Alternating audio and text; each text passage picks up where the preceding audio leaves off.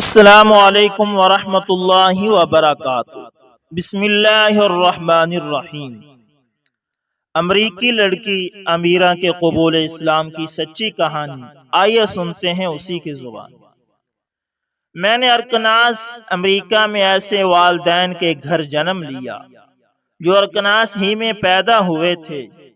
ماضی میں جہاں تک میں جھانک سکتی ہوں، اس سے یہی معلوم ہوتا ہے کہ میری فیملی کے بزرگ جنوبی ریاستوں سے یہاں آ کر آباد ہوئے۔ میری ساری پرورش ایک فارم پر ہوئی، جہاں صبح سویرے اٹھ کر بڑی تعداد میں گایوں کا دودھ دوہنا ہوتا، مرغیوں کو خوراک دینی ہوتی تھی اور روز مرہ کے دیگر کام کرنے ہوتے تھے۔ میرا باپ ایک بیپٹسٹ منسٹر چرچ کا پادری تھا۔ بیپٹسٹ عیسائیوں کا ایک فرقہ ہے، جیسے کیتھولک اور میتھوڈسٹ وغیرہ۔ یہ تمام عیسائی مذاہب ہیں، مگر مختلف نظریات و مسالک کے حامل ہیں۔ یہ بالکل ایسے ہی ہیں جیسے مسلمانوں میں شیعہ اور سنی۔ اس سلسلے میں مجھے آپ سنی کہہ سکتے ہیں۔ جس قصبے میں میری رہائش تھی، وہاں سب گوری نسل کے لوگ آباد تھے اور سارے کے سارے عیسائی تھے۔ اس لیے میں کسی دوسرے مذہب اور کلچر سے متعارف نہ ہو سکی، لیکن مجھے ہمیشہ یہ تعلیم دی گئی کہ اللہ نے ہم سب انسانوں کو برابر پیدا کیا ہے۔ رنگ، نسل، کلچر اور مذہب کی بنیاد پر کسی کو کمتر نہیں سمجھا جا سکتا۔ بعد میں مجھ پر منکشف ہوا کہ ایسی تبلیغ کرنا اور تعلیم دینا اس وقت تک ان کے لیے آسان ہے جب تک وہ الگ تھلگ رہیں اور دنیا کے دوسرے مذاہب ان کی دنیا میں داخل نہ ہوں۔ پہلی بار میں نے کسی مسلمان کو اس وقت دیکھا جب یونیورسٹی آف ارکناس کے کالج میں داخل ہوئی۔ مسلمان لڑکیاں مختلف قسم کے عجیب و غریب لباس پہنے ہوئے تھی، جبکہ لڑکے سروں پر تولیے، عمامے لپیٹے ہوئے اور رات کا لباس پہنے ہوئے تھے۔ مجھے اعتراف ہے کہ میں بڑی دیر تک ان کو ٹکٹکی باندھے دیکھتی رہی۔ پہلی بار جب مجھے ایک مسلمان لڑکی سے ملاقات کرنے کا موقع ملا تو اس سوال پوچھتے ہوئے میں نے اطمینان محسوس کیا۔ اس کی باتوں نے میرے قلب و دماغ میں ایک پیاس لگا دی۔ الحمدللہ یہ پیاس کبھی نہ بجھی۔ میں اس لڑکی کو کبھی نہیں بھلا سکتی۔ اس کا تعلق فلسطین سے تھا۔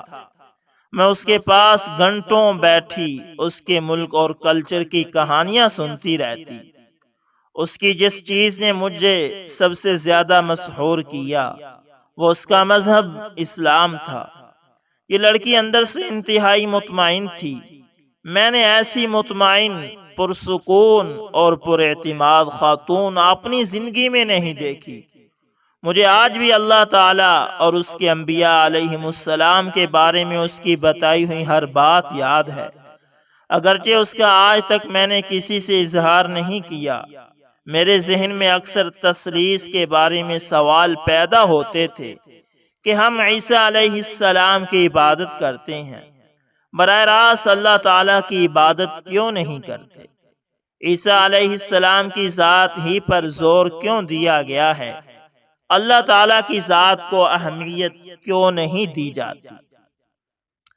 اسلام سے متعلق میری دوست نے وہ سب کچھ کہا، وہ سب کچھ کیا جو وہ کر سکتی تھی۔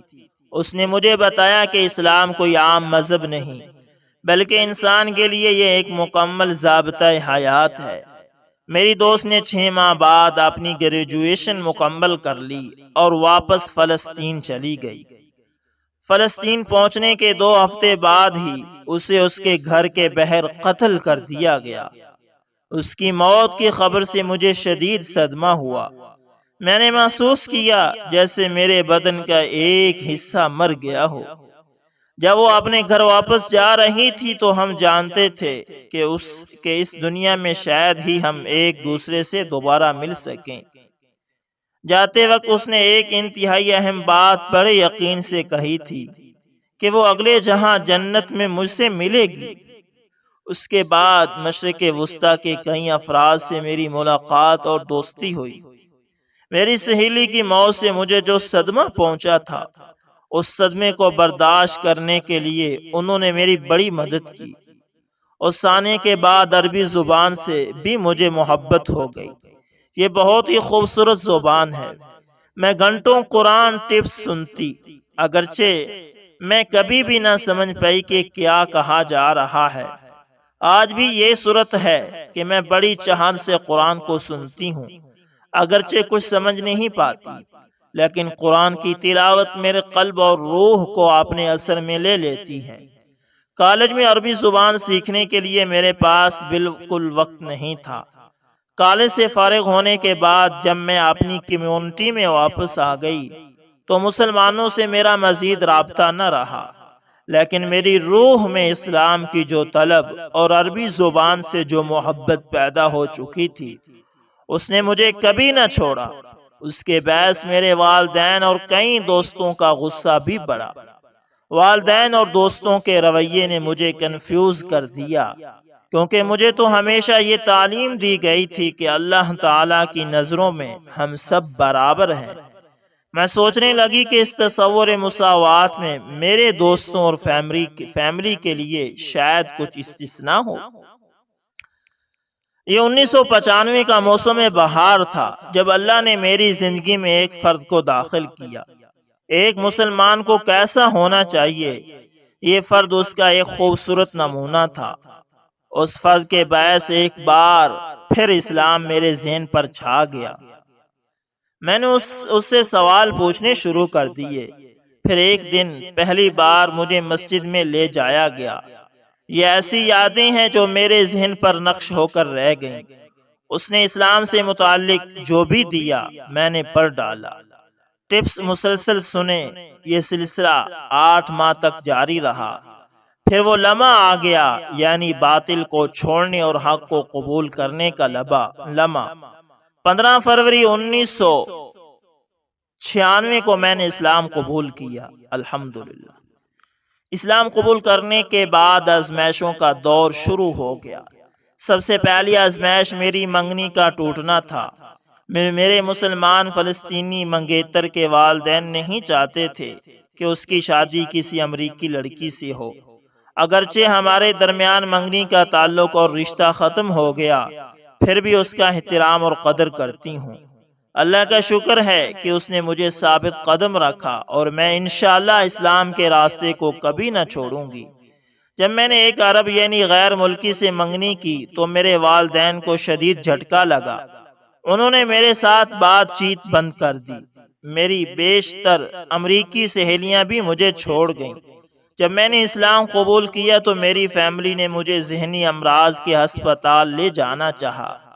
جب وہ اس میں ناکام ہو گئے تو انہوں نے مجھ سے اظہار لا تعلقی کر دیا۔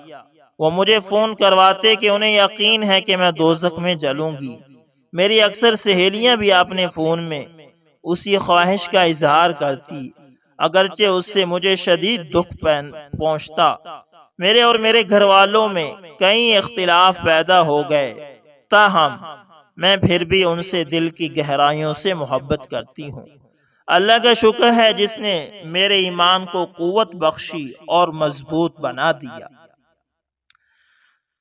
اسی اثنا میں دہشت گردوں نے ہمارے شہر میں بم دھماکے کر دیے۔ بم دھماکوں کے 4 دن بعد کی بات ہے کہ ایک دوپہر کو جب میں اپنے گھر واپس لوٹی تو میں نے دیکھا کہ کھڑکیوں پر کسی نے فائرنگ کی ہوئی ہے اور میری ایک گاڑی پر دہشت گردوں سے محبت کرنے والی پینٹ کیا ہوا ہے۔ میں نے پولیس فون کیا، مگر پولیس میری کسی قسم کی مدد کرنے کو تیار نہ تھی۔ اسی رات جب میں انٹرنیٹ کے مسلم چیٹ پر گپ شپ لگا رہی تھی، میں نے فائرنگ کی آواز سنی۔ پہلے حملے میں جو کھڑکیاں بچ گئی تھی، اب دوسرے حملے میں انہوں نے سب کو تہس نہس کر کے رکھ دیا۔ بہر جو میرے پیارے جانور تھے ان سب کو بھی انہوں نے مار دیا۔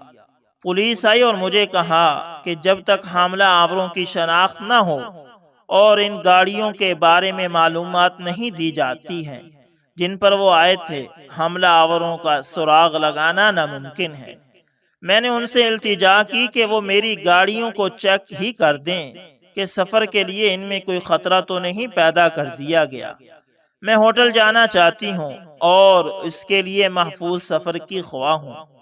انہوں نے مجھے صاف جواب دے دیا کہ وہ ایسا نہیں کر سکتے، کیونکہ ہمیں خدشہ ہے کہ تمہارے دہشت گرد دوستوں نے ہمیں ٹریپ کرنے کے لیے اندر بم نہ رکھ دیے ہوں۔ میں اللہ کے حضور جھک گئی اور رو کر اس سے رحم اور رہنمائی کی دعا کرنے لگی۔ ایک رات پارکنگ لاٹ میں ایک نامعلوم شخص نے مجھ پر حملہ کر دیا۔ اس نے مجھے پیٹنے، زخمی کرنے، میری کلائی اور پسلیاں توڑنے کی کوشش کی۔ اس آدمی کو پکڑ لیا گیا۔ ایک روز جب میں ڈرائی کلینر کے پاس اپنے کپڑے لینے گئی تو مجھے بتایا گیا کہ وہ گم ہو گئے ہیں۔ ان کپڑوں میں میرے تمام اسکارف، جلباب وغیرہ شامل تھے۔ ان کے لیے یہ اشیاء گم کرنا کتنا آسان تھا۔ یہ قصبہ بہت چھوٹا ہے اور قرب و جوار میں کوئی مسلمان بھی نہیں ہے۔ قریب ترین مسجد 120 میل دور ہے۔ اگرچہ یہاں تنہا ہوں اور کوئی دوسرا مسلمان نہیں جس کے پاس ملنے کے لیے جا سکوں اور اس سے کچھ سیکھ سکوں، لیکن الحمدللہ اللہ ہر وقت میرے پاس ہوتا ہے۔ میرے پاس اسلام کا جو بھی تھوڑا بہت علم ہے، یہ انٹرنیٹ پر اسلام کے بارے میں دستیاب معلومات پڑھ کر اپنے سچے دوستوں کے ذریعے اور انٹرنیٹ فیملی کے ذریعے سے حاصل ہوا ہے۔ میں اپنے فلسطینی بھائی کی محبت، مدد، دوستی اور اس کی دعاؤں کے لیے اس کی خصوصی شکر گزار ہوں۔ انٹرنیٹ کے میرے دوسرے مسلمان بھائیوں اور بہنوں، میں آپ سب کا دل کی گہرائیوں سے چاہتی ہوں اور آپ کی شکر گزار ہوں۔ میں نے یہ داستان کسی قسم کی ہمدردی حاصل کرنے کی امید پر نہیں لکھی، لیکن میں سب سے یہ ضرور کہوں گی کہ میرے لیے مسلسل دعا کرتے رہیں۔ امریکہ اور دنیا بھر میں مسلمانوں کے ساتھ جو ناانصافیاں ہو رہی ہیں اور ان کے ساتھ جس تعصب کا مظاہرہ کیا جا رہا ہے، انشاءاللہ یہ جلد اپنے انجام کو پہنچے گا۔ میں جانتی ہوں کہ ناانصافیوں اور تعصب کے خلاف جنگ میں تنہا نہیں ہوں۔ یہی وقت ہے کہ میڈیا لوگوں کے سامنے اسلام کی صحیح تصویر لائے۔ آخری بات اپنی پیاری سہیلی سے، جس نے سب سے پہلے اپنے اسلامی علم میں مجھے شریک کیا۔ میں جانتی ہوں کہ 15 فروری 1996 کو جب میں نے کلمہ شہادت پڑھا تھا تو تم جنت میں خوشی سے مسکرا اٹھی تھی۔ سب تعریفیں اللہ کے لیے ہیں۔ انشاءاللہ ہم ایک بار پھر ضرور ملیں گے۔ تو دوستو، یہ تھی کہانی ایک ایسی نو مسلمہ کی جس نے قبول اسلام تو کر لیا، لیکن اس کے لیے مشکلوں کے پہاڑ کھڑے ہوئے۔ گھر والے اس کے دشمن بن گئے۔ یہ سب کچھ گھر والے کروا رہے ہیں اس کے ساتھ۔ ہم شکر ادا کریں کہ اللہ نے ہمیں ماں کی گود میں اسلام دے دیا، ورنہ کتنی مشکل سے اسلام کو قبول کرنا پڑتا ہے۔ دوستو، ان نو مسلموں کی جب کہانیاں پڑھتے ہیں تو رونگٹے کھڑے ہو جاتے ہیں کہ انہوں نے اتنی بڑی قربانیاں دی، اور ہمیں اگر نماز کا کہا جائے تو ہم 100 بہانہ کرتے ہیں، اور یہ لوگ دین اسلام کا ایک رکن بجا لانے کے لیے کتنی بڑی قربانیاں دے دیتے ہیں۔ گھر، ماں باپ سب کچھ قربان کر دیتے ہیں۔ اصل دین کو تو سمجھا انہوں نے۔ اللہ سے دعا ہے کہ اللہ تعالی ہمیں بھی دین کو صحیح سمجھنے اور اس کو آگے پہنچانے کی توفیق عطا فرمائے، اور اس پر عمل کی بھی توفیق عطا فرمائے۔ اور دوستو، اس طرح کے نئے مسلمان ہونے والوں کے سچے واقعات، دوستو یہ سب مستند واقعات ہیں، اپنی طرف سے گھڑے گئے نہیں ہیں، یہ سچے واقعات۔ ایسے واقعات سننے کے لیے ہمارے چینل کو لازمی سبسکرائب کریں، اور مستند اسلامی واقعات سننے کے لیے بھی ہمارے اس چینل کے ساتھ جڑے رہیے، تاکہ ہر نئی ویڈیو کا نوٹیفیکیشن سب سے پہلے آپ تک پہنچتا رہے۔ جزاکم اللہ خیر۔